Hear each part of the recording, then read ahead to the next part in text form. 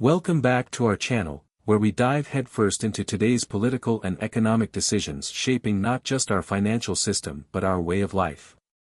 With the Bank of England likely cutting rates again amidst a tumultuous economy, coupled with domestic policy missteps and the aftershock of Donald Trump's U.S. election win, the stage is set for severe economic consequences.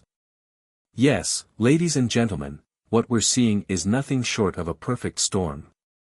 Today, I'm going to dissect the various factors leading to this economic mess, point by point. From the government's reckless budget decisions, the warnings we should have heeded long ago, to the larger picture of global instability, this is not just a discussion for economists. This is about your savings, your investments, and your future. So grab a cup of tea, or something stronger, because it's about to get heavy. First, let's talk about the looming decision from the Bank of England to cut interest rates, potentially for the second time this year. Why is this happening? Primarily because of slowing inflation that surprised many in the financial world. Previously targeting rates at 1.7%, the fall heralds a cooling of the economy that seems to be coming faster than we bargained for. However, this is where the cracks begin to show. Though the slowdown might give the bow a logical reason to ease, we can't ignore the government's fiscal laxity. The Labour government, led by Chancellor Rachel Reeves, recently unveiled what can only be described as a spending spree, throwing an additional £30 billion, roughly $38.7 billion, at new public investments and to repair public services.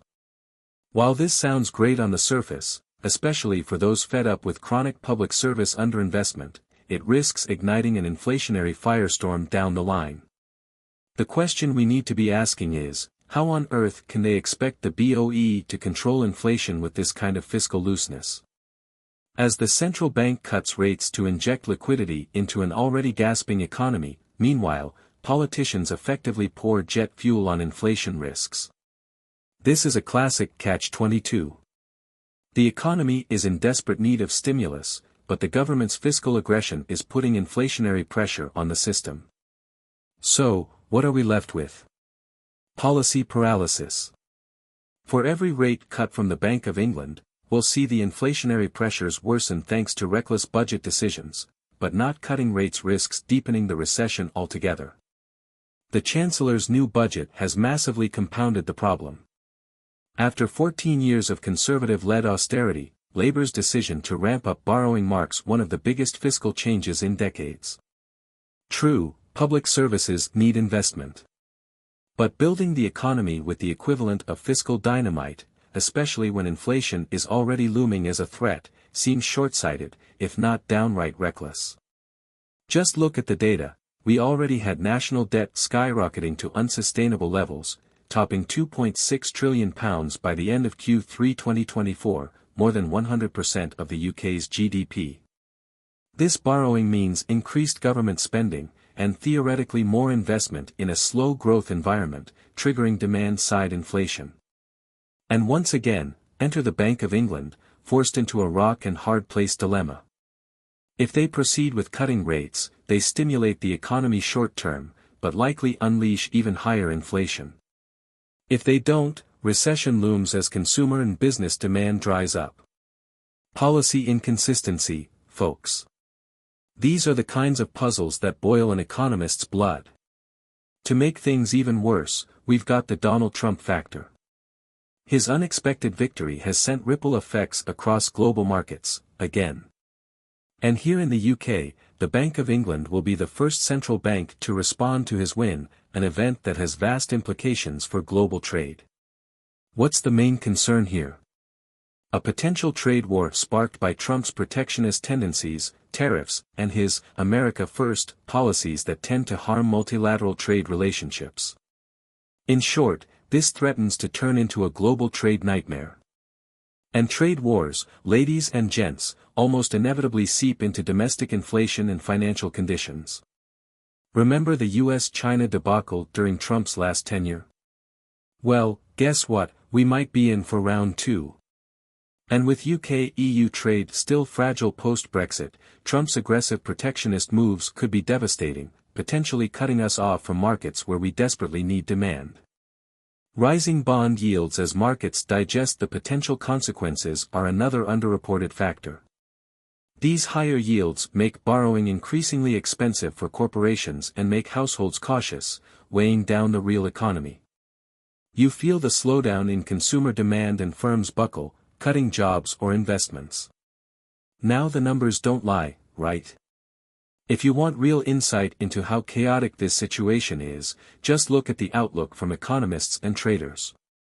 In Bloomberg's recent survey, experts predict that despite any additional rate cuts, the Bank of England will lag well behind other major central banks like the ECB and the Federal Reserve.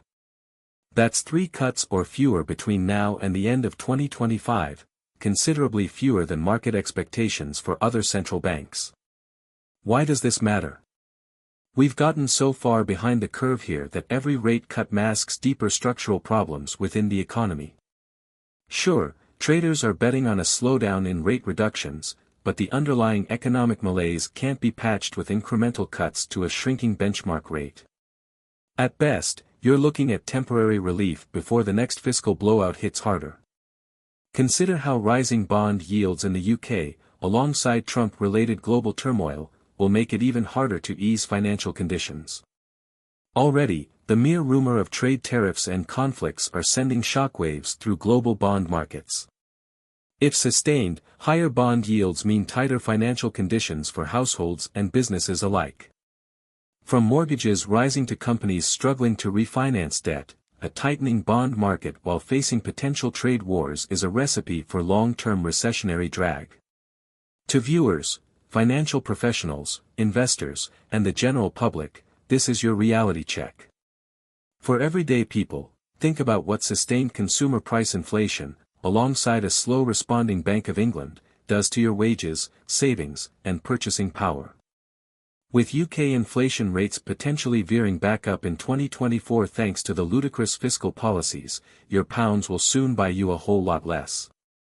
Inflation devalues everything. Wages become real-time losses, and energy, food, housing, basic needs, become unaffordable luxuries.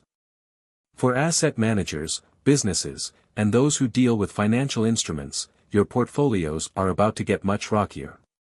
You now have to navigate both a domestic inflationary economy, failing fiscal policies, plus global volatile shifts as Trump jostles international economies into trade wars. It's safe to say, these are not waters easily navigated. So, as we see the Bank of England likely implement this symbolic rate cut, expect a false sense of comfort. While the bull may present it to us as a prudent support measure, it's a short-sighted remedy to a deeply rooted systemic problem driven by political indecision, trade tensions, and misaligned policy objectives. In conclusion, this economic recession that we're being plunged into, far from temporary, results from layers of policy mismanagement, political populism, and weak central bank leadership against a backdrop of explosive fiscal policy. Labor's overspending, Trump's protectionism, the Bow's policy paralysis, and the rising bond yields all create an economic storm that we can't simply wish away with quick fixes like rate cuts or fiscal band-aids. It is time for the government to get serious about policy coherence. Rejig the fiscal strategies, commit to the long-term productivity growth, and take the necessary steps to rebalance our economy's supply side. Short-term stumbles only lead straight into long-term disasters. And for those waiting for some magical economic turnaround, well, brace yourselves. It's going to be one rough ride. Let me know your thoughts in the comments below.